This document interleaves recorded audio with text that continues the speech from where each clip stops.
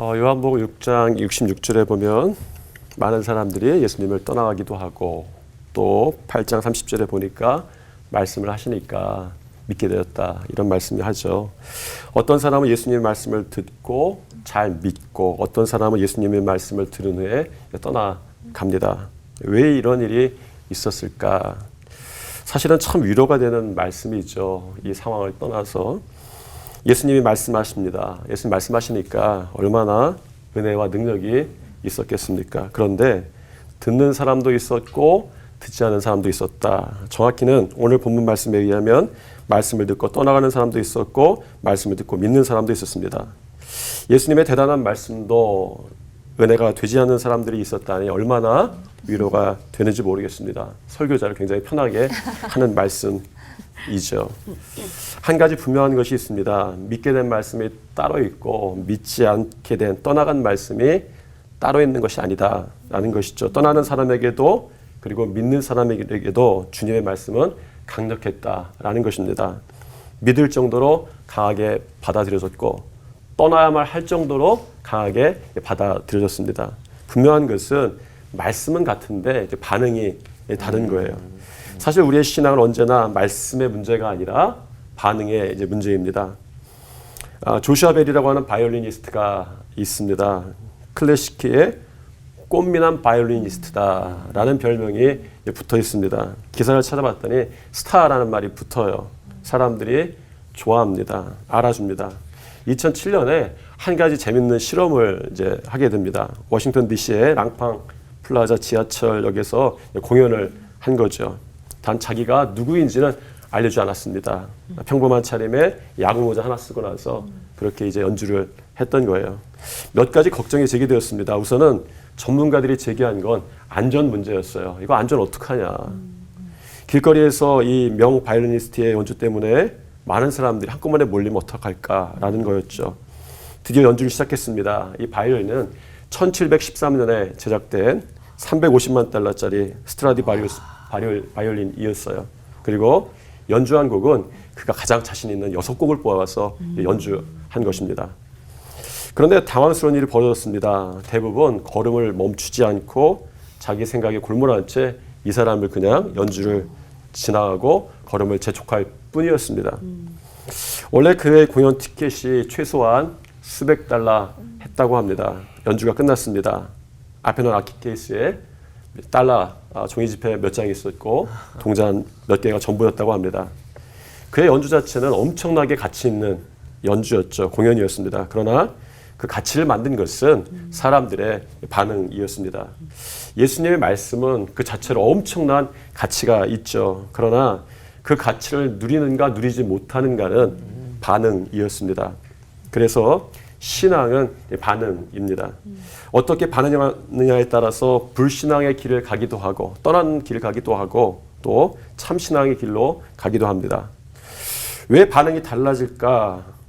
보다 이렇게 한번 말하고 싶습니다. 어떻게 하면 반응할까? 한 목사님의 글을 읽은 적이 있습니다. 제목이 이랬습니다. 대안이 없어야 고난이 짧다라는 거죠. 아브라함의 이야기입니다. 그가 거한 땅에 기근이 왔어요. 기근이 오자 아브라함 잠시의 갈등도 없이 그냥 애굽으로 가게 됩니다.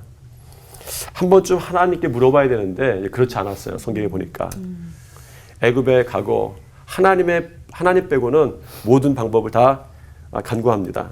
결국 가정에 어려움이 오고 아내를 빼앗길 위기에 처하게 됩니다. 자기를 망치는 최악의 길로 가게 되죠. 그런데 하나님이 개입하십니다. 바로의 집에 재앙이 내리시죠. 아브라함을 보호하십니다. 아직 기근의 문제가 해결되진 않았어요. 그러나 아브라함은 그냥 가나안으로 돌아오게 됩니다. 기근 때문에 애굽에 갔는데 하나님 때문에 가나안에 돌아옵니다. 그런 생각이 듭니다. 대안이 많으면 말씀에 반응하기 힘들다. 심지어 세상에 대안이 많으면 애굽에 대안이 있으면 말씀을 떠나가게 되는 거죠. 야고보 사도의 말이 기억이 납니다. 고난 당하는 자가 있느냐? 그는 기도할 것이다. 고난의 반응은 대안을 찾는 것이 아니죠. 기도입니다. 아멘. 대안이 없어야 아멘. 고난이 짧다. 사실은 우리 올폰 시작하면서 질문하셨는데 제가 대답 못했어요.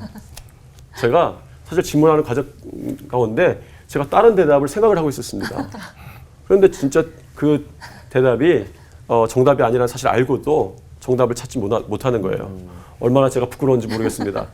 대안이 없어야 고난이 짧다. 여러분, 대안이 없어야 고난이 짧다. 예수님 말씀 능력 있습니다. 바라보고 나가면 그것이 방법이 되고 해결이 될 줄 믿습니다. 기도하겠습니다. 주님, 대안을 찾아가는 인생이 아니라 주님 바라보며 말씀 붙드는 인생이 되게 도와주시옵소서.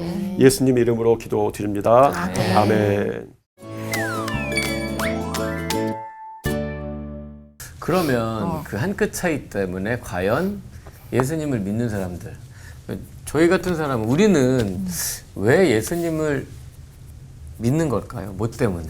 그리고 대체 예수님이 우리에게 어떤 존재라서 믿는다고 생각하세요? 목사님께 성도들도 다 마찬가지일 텐데. 그 어떤 존재라서 믿게 되느냐 이런 질문이 조금 오해하게 만들 수 있다 이런 생각이 좀 듭니다. 그러니까 뭐 병을 고쳐주는 존재, 우리의 삶을 윤택하게 해주는 존재, 이런 존재. 그런데 사실은 우리가 믿기 때문에 그 존재가 드러나는 거죠. 칼릴 지브란이라고 하는 그런 사람이 있어요. 묘한 사람입니다. 화가이기도 하고 조각가이기도 하고 철학자이기도 하고 신학자이기도 하고 시인이기도 해요.